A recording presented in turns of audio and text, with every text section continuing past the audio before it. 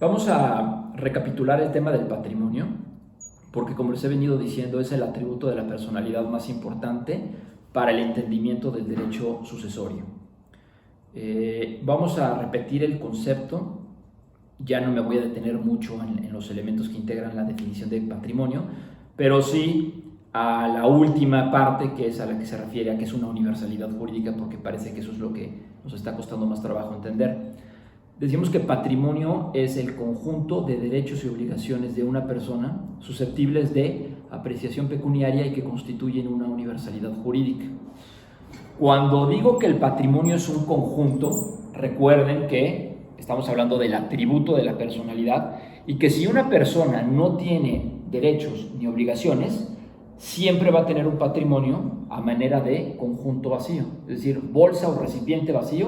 Aquí está nuestro patrimonio, con sus dos elementos, activo y pasivo, pero siempre va a tener una persona este atributo de la personalidad.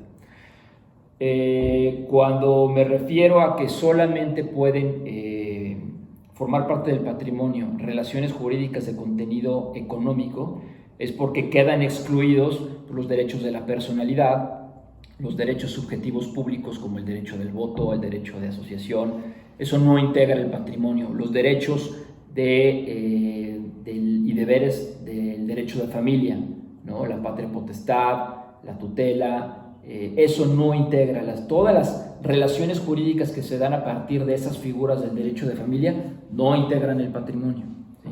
Por ejemplo, los alimentos que es una figura del derecho de familia, eso sí integra el patrimonio porque son valuables en dinero. Pero en fin, última parte de la definición, constituye una universalidad jurídica. El patrimonio es una universalidad jurídica. Al derecho le interesa la cohesión de los elementos que integran el patrimonio, por eso es universalidad jurídica o de derecho. Esa relación que existe es tutelada o relevante jurídicamente porque el activo responde por el pasivo. Y ahorita lo veremos de manera similar en cuanto a la masa hereditaria. Pero ese es el motivo por el cual la definición de patrimonio culmina o cierra diciendo que se trata de una universalidad jurídica. Al derecho le es relevante la relación que guarda el activo versus el pasivo. Le es jurídicamente relevante porque el activo responderá por el pasivo. Ahora sí, veamos qué es lo que integra el lado activo del patrimonio. Decíamos, derechos, ¿sí? Hay algunas definiciones que también involucran a los bienes. ¿Cuál es la razón o la justificación para excluir a los bienes? Es que se está refiriendo por bienes al derecho real de propiedad. Pero al final del día el derecho de propiedad es un derecho real, por lo que podemos aglutinar tanto derechos personales como reales en derechos. Primeramente, los derechos reales son los que ustedes vieron el semestre pasado a propósito de bienes y derechos reales. Entonces, ¿qué es lo que puede estar en el activo del patrimonio de una persona? Pues el derecho real de propiedad sobre una casa, sobre un coche, sobre una colección de monedas. El derecho real de usufructo, ¿no? El que le permite, el que le da el uso y disfrute de un bien de manera temporal. El derecho real y temporal de disfrutar bienes ajenos. El derecho real de uso, el derecho real de habitación, el derecho real de servidumbre.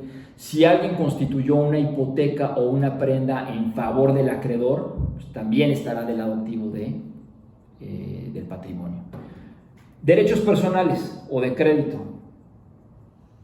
Estos son los que se estudian a propósito de la teoría general de las obligaciones y que ustedes en sí no han visto. Por eso los voy a explicar brevemente ahorita. Decíamos constantemente o hacíamos ejemplos en las primeras sesiones de decir, yo, Daniel, le voy a prestar a Alejandra 10,000 pesos. Esto es algo que constantemente o cotidianamente acontece, ¿no? Los préstamos. Civilmente se le conoce esto como un contrato de mutuo, ¿no? Pero así como Daniel le prestó a Alejandra, también podemos poner el ejemplo como Banco Santander le prestó a Alejandra o la India Bonita S.A. le prestó a Alejandra. Es decir, las relaciones o la naturaleza de las personas no me importa. Lo que me interesa es el negocio del que estamos hablando. Es decir, un préstamo, un contrato de apertura de crédito o un contrato de mutuo. Cuando Daniel le presta o le da en mutuo a Alejandra 10,000 pesos, Daniel, vamos a suponer que este es el patrimonio de Daniel. Daniel tiene en su activo patrimonial un derecho de crédito o personal por 10,000 pesos. Entonces, a Daniel, el hecho de que Alejandra le deba 10,000 pesos, en el activo de su patrimonio está este derecho de crédito. Este derecho de crédito que tiene Daniel es una relación jurídica que hay entre Daniel y Alejandra. Esa misma relación jurídica del otro lado de la misma, es decir, del lado de Daniel se llama derecho de crédito, del lado de Alejandra se llama obligación. Es decir, Alejandra le debe a Daniel 10,000 pesos. Si este no fuese el patrimonio de Daniel, sino se tratase del patrimonio de Alejandra,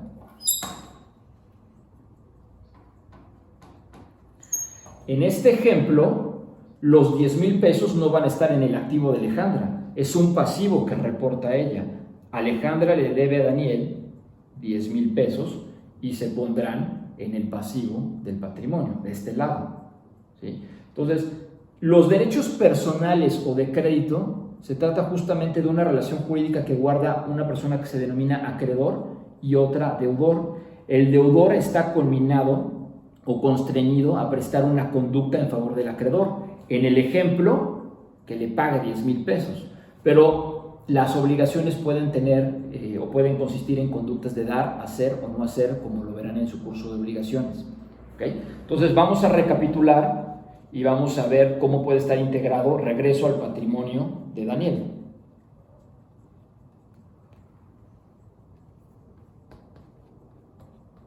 Daniel tiene en su activo patrimonial tiene una casa. Entonces en el patrimonio no yace la casa, sino yace el derecho real de propiedad sobre la casa. Entonces, lo voy a poner de todas maneras aquí una casa, pero entendemos que es un derecho real. Daniel también tiene un departamento en Acapulco, entonces tiene un derecho real de propiedad sobre el departamento de Acapulco. Daniel es prestamista y le prestó a Alejandra y le prestó a Pablo, a cada quien 10,000 pesos. Entonces tiene un derecho de crédito de 10,000 pesos por lo que hace Alejandra y tiene un derecho de crédito de 10,000 pesos por lo que hace a Pablo. ¿Ok? Daniel también tiene el derecho real de usufructo sobre un terreno en Acapulco. Entonces también tiene otro derecho real de usufructo. Es así que Daniel en su patrimonio, en el activo, hay un derecho real de propiedad sobre una casa, un derecho real de propiedad sobre un departamento, un derecho de crédito de 10,000 pesos que le debe a Alejandra le debe a Daniel, y un derecho de crédito que tiene sobre Pablo le debe 10,000 pesos a Daniel. Pero Daniel tiene un crédito hipotecario, ¿sí? Porque quiere construir, más bien quiere comprar otro inmueble. Entonces Daniel pidió dinero prestado a Santander, 5 millones de pesos. Entonces, como Daniel le debe a Santander, pues en el pasivo del patrimonio de Daniel están los 5 millones de pesos. ¿Okay? Si Daniel ya hace uso de ese dinero para comprar el inmueble, bueno, pues Daniel ya tendrá otro derecho real de propiedad sobre un terreno, ¿no? En Valle de Bravo. En el pasivo siguen los 5 millones, Daniel le sigue debiendo 5 millones, pero con ese dinero Daniel compró otro inmueble y por ende tiene otro derecho real que compone su activo patrimonial. ¿Sí? Bueno, si ya quedaron claras esas ideas respecto del patrimonio y cómo se integran específicamente en cuanto a activo y pasivo, les va otro ejemplo, sin entrar todavía al tema sucesorio de la masa hereditaria, ¿no? Este se llama subrogación real. Vuelvo a lo mismo. El papá de Daniel le regaló a Daniel 1,000,000 de pesos. Entonces, en su activo patrimonial, pues hay 1,000,000 de pesos. Mismos que están abajo del colchón en una cuenta bancaria, no importa. Tiene en su activo 1,000,000 de pesos. Daniel quiere comprar una casa. con ese $1,000,000. Entonces, Daniel compra el inmueble, entonces sale el $1,000,000 y entra el derecho real de propiedad sobre la casa. Esto es lo que se le conoce como subrogación real. Pueden entrar y salir los distintos elementos que conforman el patrimonio, pero el patrimonio subsiste, sigue siendo este recipiente. Eso es el tema de la subrogación real, que también es importante. Ahora, vamos al punto que nos atañe. Las diferentes teorías que explican el patrimonio son la teoría del patrimonio personalidad o teoría francesa y la teoría del patrimonio afectación. Ya hemos hablado mucho de los postulados. El único que está o que de alguna manera contravienen o discrepa la teoría alemana es el de la indivisibilidad del patrimonio. Prácticamente toda la teoría que sostienen los teóricos alemanes señala que las personas tienen un solo patrimonio, no es que tengan dos o varios, ¿no? Solamente tienen un patrimonio, pero ellos señalan, al interior de un patrimonio puede haber un sector independiente compuesto por derechos y obligaciones con un régimen de responsabilidad particular y con un fin específico. Y ahí justamente señalan pues, el tema de la masa hereditaria. Si recuerdan el quinto postulado de la teoría clásica, el cual no están discutiendo los alemanes, es que a la muerte de la persona física, ese patrimonio evidentemente se extingue, porque si se extingue tu personalidad jurídica al fallecimiento y se extinguen por ende los atributos de la personalidad, esa transmisión en bloque de los derechos y obligaciones que conformaban el patrimonio del muerto se transmiten ¿a quién? A sus sucesores o causavientes, ¿no? En este caso, fallece el abuelo de Daniel y el abuelo designó a Daniel como único y universal heredero, pues como vimos de conformidad con el artículo 1288, al fallecimiento del abuelo de Daniel, Daniel adquiere un derecho a la masa hereditaria como un patrimonio común. Este es el patrimonio de Daniel.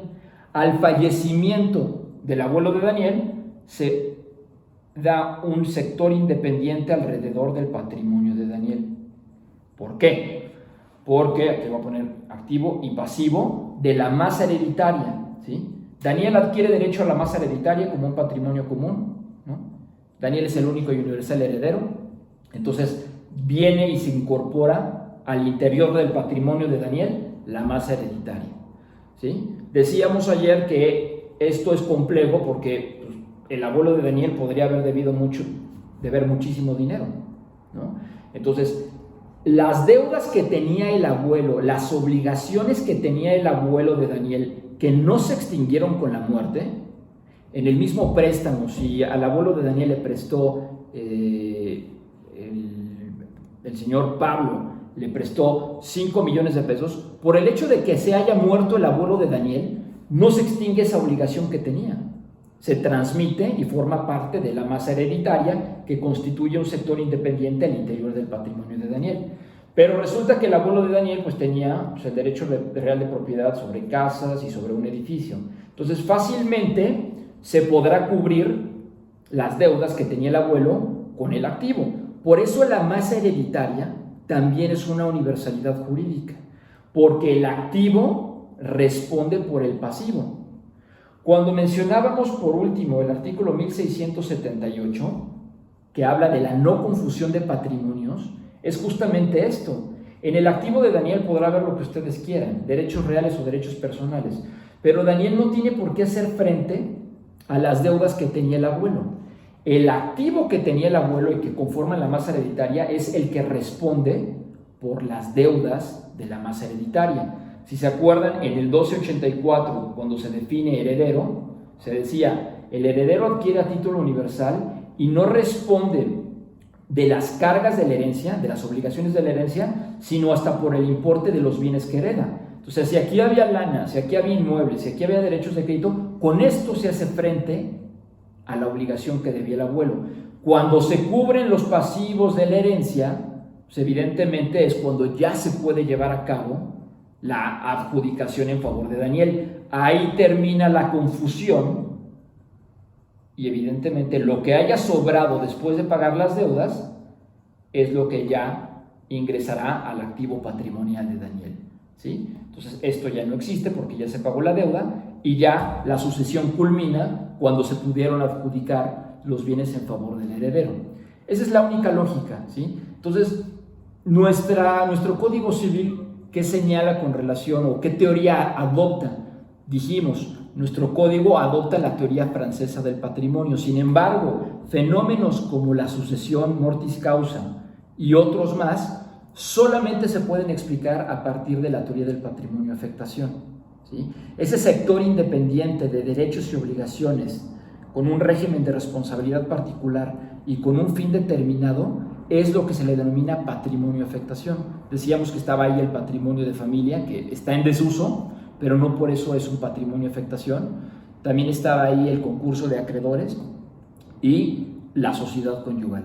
Realmente lo que quiero transmitirles por la utilidad es el de la sucesión, porque todo mundo se muere y todo mundo se ve envuelto en mayor o menor medida en este tema de tratar de explicar qué es lo que sucede a la muerte de la persona, la transmisión que se denomina masa hereditaria. Este ejemplo fue muy sencillo, ¿no? Pero, ¿qué sucede cuando hay dos o más herederos, ¿no? Ese 1288, ese artículo 1288 señala que si son dos o más herederos, pues todos y cada uno van a tener una parte alícuota sobre la masa hereditaria, ¿sí? Nunca van a poder decir, yo me quedo con el departamento, yo me quedo con la lana, yo me quedo con la colección de coches, porque eso es propio de una etapa de la sucesión, que es la partición. En tanto no se pagan las deudas y no se hace un convenio de partición, ese artículo habla de la división, ¿no? En tanto no se hace la división, lo que tienen los herederos es un derecho sobre todo, sobre el conjunto, sobre esa masa, y ese conjunto, esa masa hereditaria, pues puede llegar a tener tiene un activo y puede llegar a tener un pasivo. Es por eso que es trascendental que entiendan esta parte de este atributo de la personalidad patrimonio y así podamos avanzar. Bueno, pues espero que con esta explicación tengan más claro el concepto de patrimonio y la trascendencia que tiene en nuestra materia, ¿sí? Con posterioridad explicaré en otras cápsulas el tema alusivo a la teoría del hecho y del acto jurídico para que podamos también entender qué es la muerte o la muerte entendida como hecho jurídico, que es la que me detona todo el fenómeno sucesorio. Gracias.